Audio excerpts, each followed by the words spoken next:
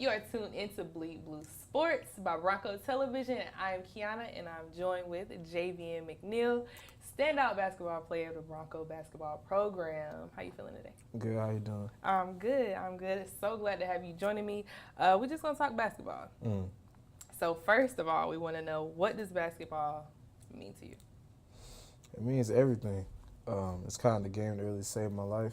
Okay. I haven't been playing it long, but like basketball could take you around the world. It could change a lot of perspectives and like open up a lot of doors. So I mean, it means everything to me. So I love it.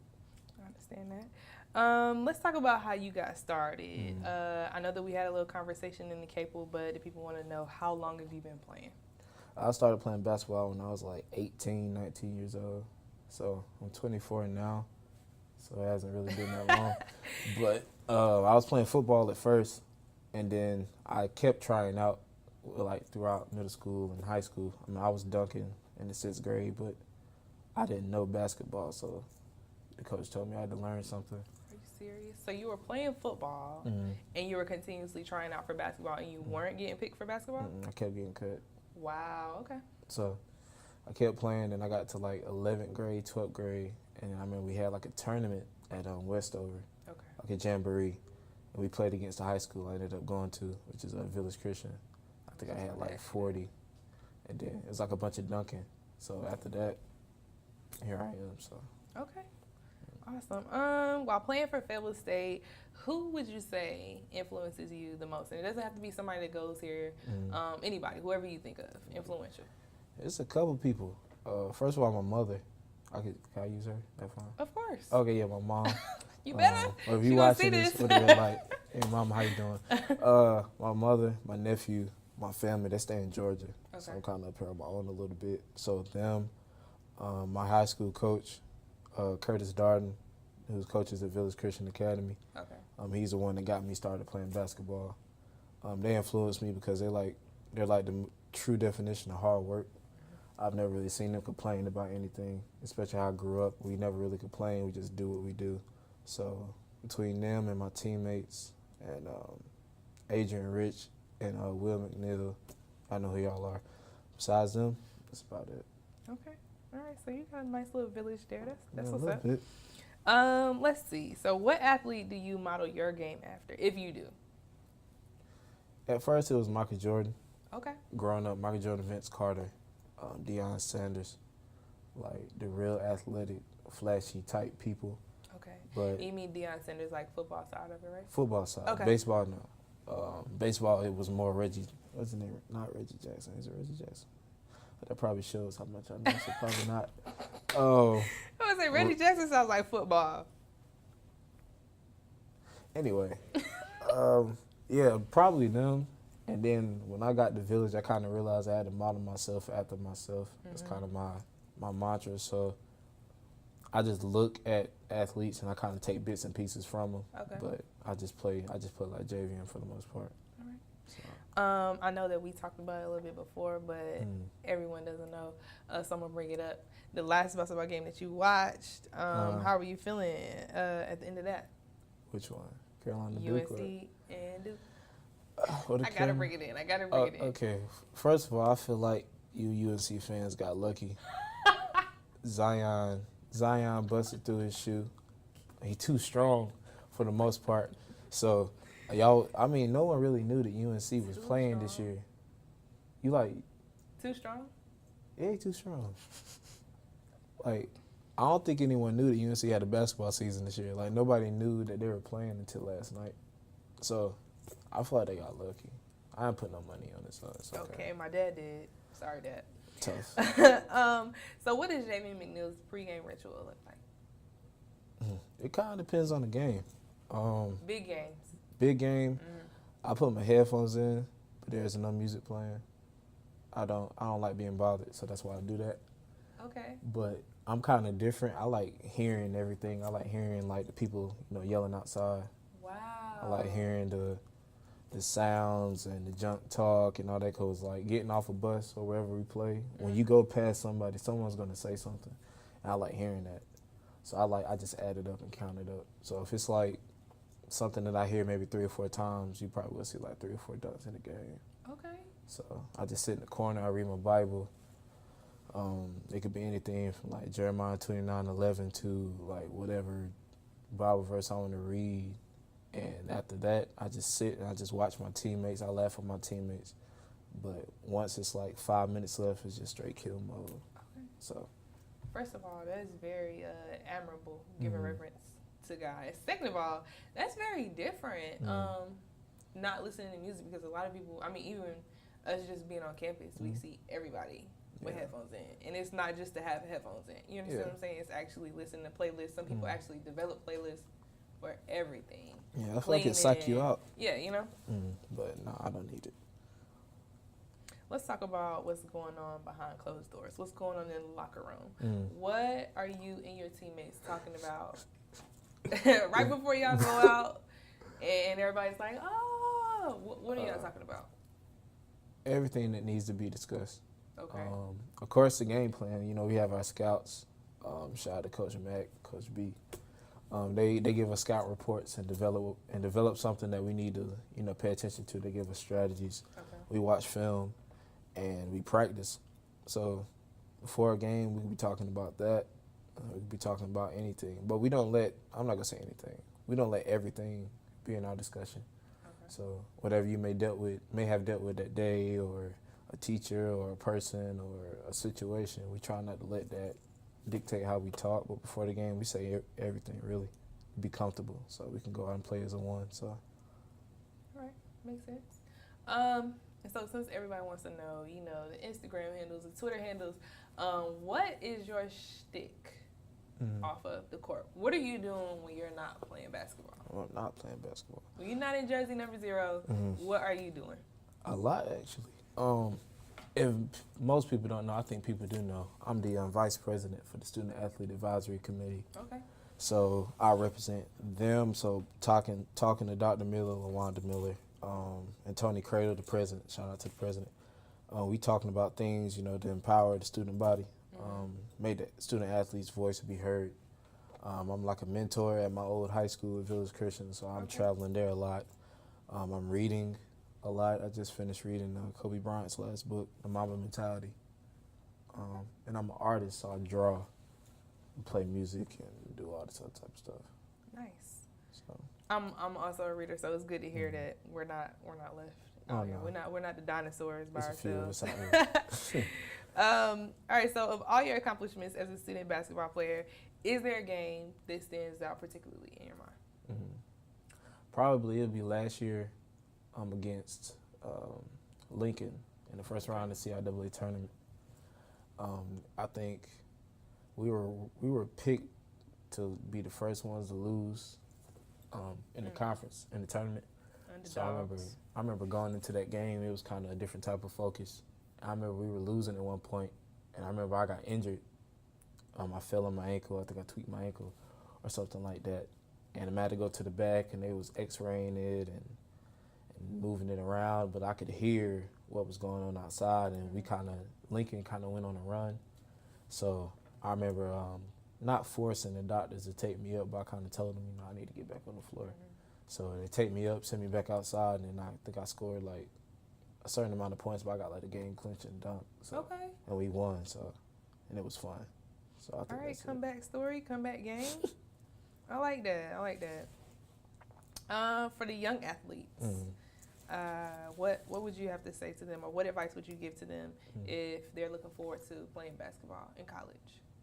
Well, make sure it's something that you really want to do. It's not easy. It's a lot of sacrifice being a collegiate athlete. But with anything that you want, work comes with it. So work on your game, do your homework. Don't let outside sources really dictate how you're going to be. If your friends want to go out to a party, if you want to play basketball, let them party, you go hoop. Make sure you're true to it, and all hard work pays off, so pay it off. That's all I'll say. Okay.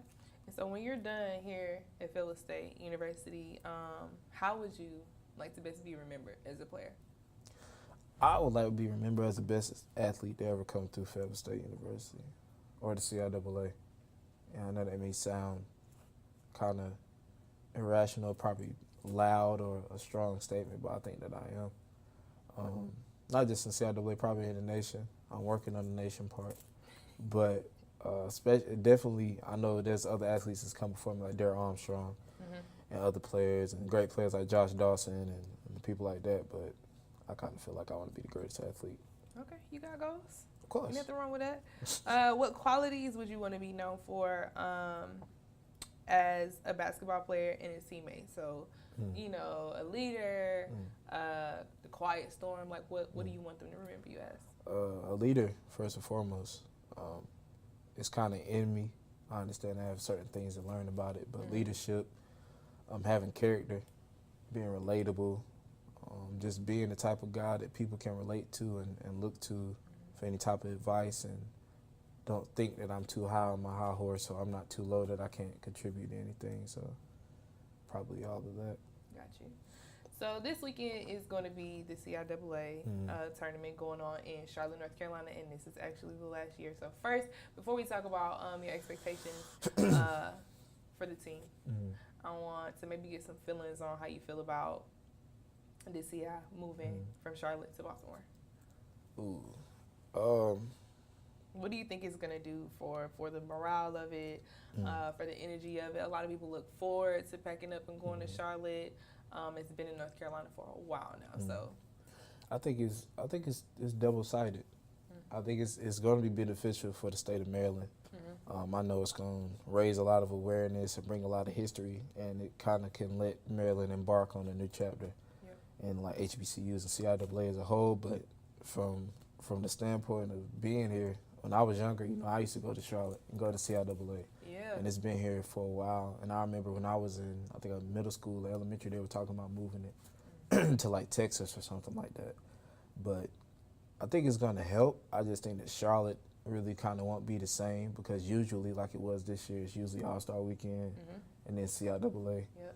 So I think it's double-sided. I think it could benefit Maryland and raise awareness, but at the same time, I think that Charlotte's going to kind of take a hit in the next couple of years, but I don't think it's going to stop people from, you know, traveling. Right. So, you know what, I think that's unique that you bring that in, because All-Star is not something that happens annually. Right. You know, they just so happen to move it there this year. So I think that's an interesting point. Yeah. Charlotte will have to adjust. They will. So now that we've talked about, you know, your feelings with them moving, how do you feel, or what are your expectations for you guys in the CIAA tournament? I expect the ring. Just straight over the camera. I expect the championship ring for CIAA. Straight like that. Straight like that. I don't think. I like the odds that's stacked against us. It's like that every year. But, you know, one thing that Coach Spencer always teaches us to play harder and smarter and together. And we've had lapses throughout the year. We have like ebbs and flows throughout the season. But when you really look at our core and look at our team, we have the best core, the best family in the CIAA. We got the most fight. The past game that we played when Denzel scored his career high, we were down 21-1 in the first like 15 minutes. But not one time, you know, did anybody think on the sideline that we already lost. You know, we kept fighting. So I think with the odds being stacked against us, when we go to the CIAA, they already have their notion of, okay, they're going to lose in the first round. And I feel like we're just going to coast. Not coast, but we're just going to cruise on down. Be the last team standing on Saturday night. All right, so what was your team's strongest point in this season? You guys started in, October? Started in October all the way up until February. February 25th is when everything will be getting to the nitty-gritty of the CIAA tournament. So what do you think you guys' strongest point was in the season? I think the strongest point throughout the season and what's going on now, like I mentioned earlier, is the fight.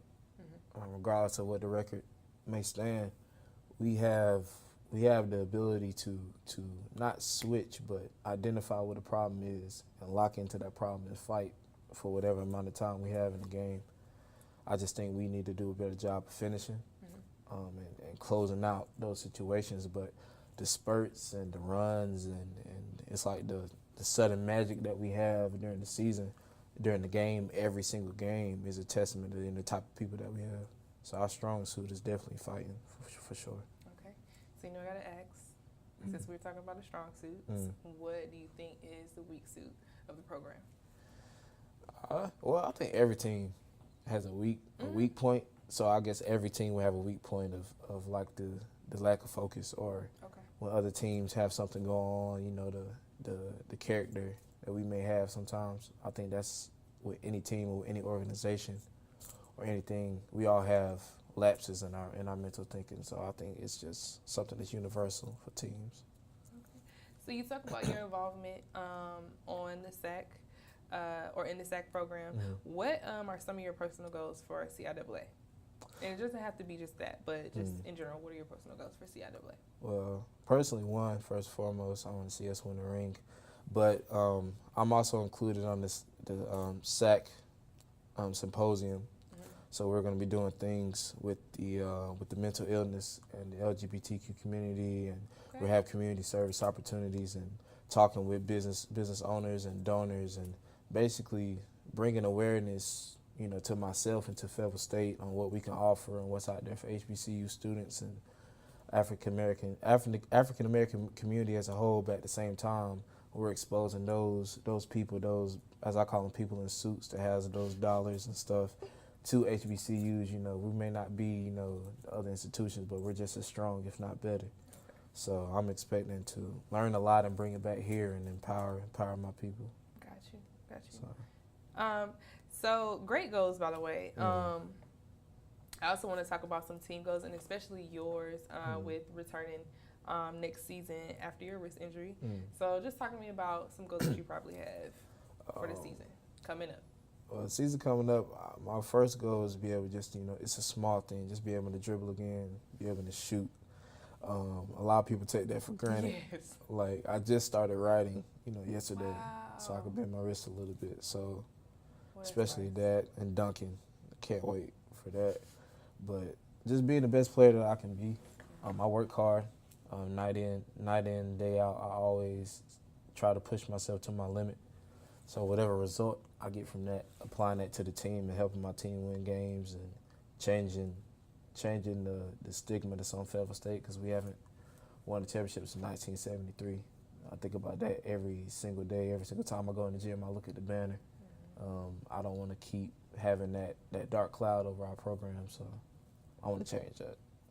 Absolutely. So lastly, you know, we want to know, Javian McNeil, number 0, standout basketball player, high flyer, PT Pier. No, what is one fun fact about you that you would like us and everybody who will watch this to know?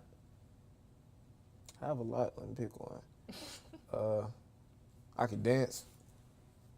I'm not going to dance right now. Oh, I was about to say, But, you know, it's funny. You know, I'm like the dark-skinned Chris Brown that come to dancing. So if any of y'all want to know, come see me in the caf. We could battle it out. Besides that, I'm an artist. That's a fun fact. I draw. I think people know that, though. Okay, something that they don't know. Something they don't know. If you have to think and say, I think they know that, something else. Besides me dancing?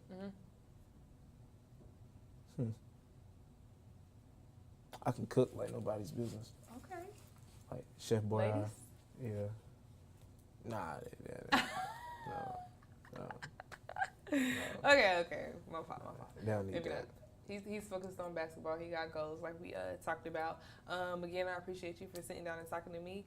You guys have been tuned into Bleed Blue Sports by Bronco Television.